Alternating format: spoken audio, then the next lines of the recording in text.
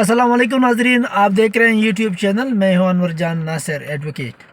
उम्मीद लरम پښتانه رونه به ټوله روغ او جوړي. الله می روغ او جوړ او صحتمند لره. انګوزه ګډه د خبرې کیږي، مختلف خبرې کیږي چې پاکستان د افغانستان سټیزن کارت باره کې، افغان سی سی کارت باره کې، پی او آر کارت باره کې داسې نوي مجلسونه دي. داسې یو مجلس هم فلحاله د موږ تر پوهه تر علمه پورې نسته داسې مجلس چې موږ یې تاسو ته وکړو، او د پریشانۍ کولو ضرورت هم نسته. بالکل پریشانۍ به نه کوئ.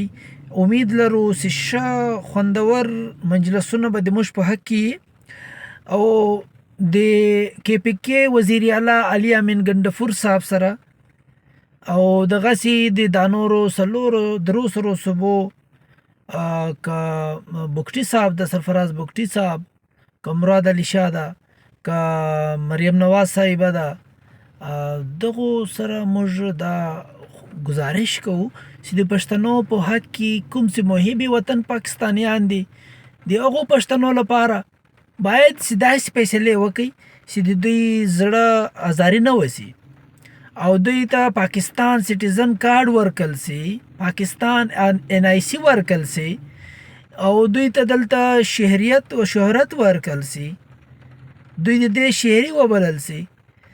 امید لرو چې دغه ګورنمنت د افغان سټیزن کارت باره کې، پی او آر کارت باره کې باید ان آی سی کې ورته بدل کی. کوم خلکو چې دلته پیدایش شوی ده، کوم خلکو چې دلته ودونه شوي دي، کوم خلکو چې دلته جذبات ورسره پاکستان سره دي، کوم خلکو چې دلته د پاکستان په باره کې قربانیان دي. ما یو کیس لګولی ده په های کورټ پېښور کې. هغه های کورټ پېښور هغه خلک دي د 1978 ریکارډونه لري، انتهایی غټ ریکارډونه د وخت تر هغه 65 ریکارډونه لري، د هغو شناخت کارډونه یې ورته بلاک کړي دي. د امید لرم انشاءالله هغه به د موږ په حق کې هغه فیصله کیږي. دا هغه خلک دي چې دغو نکاحګونو د پاکستان د کشمیر په جنگ کې جنګېدلي دي له فوج سره ګډ. باید چې د خلکو جذبات تکلیف نه رسول سي. بېشکه ملک په ډېر تکلیف په مرحله کې تیریږي، خو پرائم منسٹر مسٹر شہباز شریف صاحب سره دا گزارش کی جاتی ہے پرائم منسٹر صاحب سے اور تمام وزراء سے اور منسٹری سے کہ یو این سی ایچ آر والوں سے یا تو بات کریں یا پھر ان پاکستانیوں کی دل آزاری نہ کی جائے، جس کی زیادہ تر میجورٹی جو ہے وہ پختون ہے، ان کی شناختی کارڈ جاری کر دی جائے، قانونی طریقے سے جاری کر دی جائے. کمیٹیاں کام نہیں کر رہی. مجھے پتہ ہے کہ کمیٹیوں پہ بار بار جا رہے ہیں، کوئی آؤٹ پٹ نہیں دے رہے. یا تو انہیں کلیئر کر کے اوکے کر کے سائن انگوٹھا کر کے کہ وی آر سوری وی کانٹ ایشو دا آئی ڈی کارڈز، ہم اجازت نہیں دے سکتے آپ کو، اور ان کو تسلی ہو کہ ہاں ہمیں اجازت نہیں دی جا سکتی، ہمارے لیے یہاں پہ پاکستانی کارڈ کی اجازت نہیں ہے، تو جا کے وہ اپنے معاملات کریں گے. اب وہ بیچارے کیا کریں، کہاں جائیں؟ کمیٹیاں کر کے تک گئے، پیسے وکیلوں کو دے کے تک گئے. اسی طرح کے بہت ساری مشکلات کا سامنا کر رہے ہیں، پراپرٹیوں میں مشکلات کا سامنا کر رہے ہیں.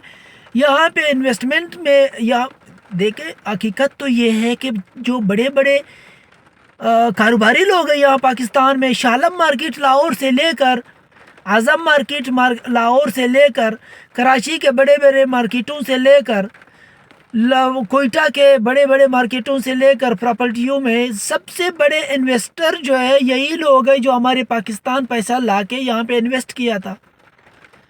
تو اب ان کے ساتھ اتنا کو اچھا سلوک اور میانہ روی کی جائے، چاہے کمیٹیوں کی ترتیب سے کرنا ہے، چاہے عدالت کی ترتیب سے کرنا ہے، جتنا جلدی ہو سکے، جتنا کو قانونی طریقے سے ہو سکے نادرہ کو اجازت دی جائے، اور شناختی کارڈ جو ہے ان پختون برادری کو، ان ہزارہ برادری کو، ان بلوچ برادری کو، کم و بیش پنجابی بھائی بھی ہوں گے لیکن نہ ہونے کے برابر. تو یہاں پہ نسل کشی کی طرف نہ دھکیلی جائے اس مسئلے کو، اور بہت ہی خوش اسلوبی کے ساتھ ان محب وطنوں کے لیے کارڈ جاری کر دی جائے جو پاکستان کے ساتھ محبت رکھتے ہیں، جو پاکستان کے لیے خاص لوگ ہیں۔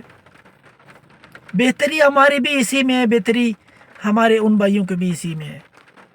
ایک بار پھر میں گزارش کرتا ہوں ان تمام صوبوں کے وزراء صاحبان سے اور منسٹری سے اور پرائم منسٹر شہباز شریف صاحب سے کہ پشتونوں کے حق میں کوئی اچھے سے فیصلے کرے۔ تھینک یو، اللہ حافظ۔ آپ سب کا انور جان بھائی۔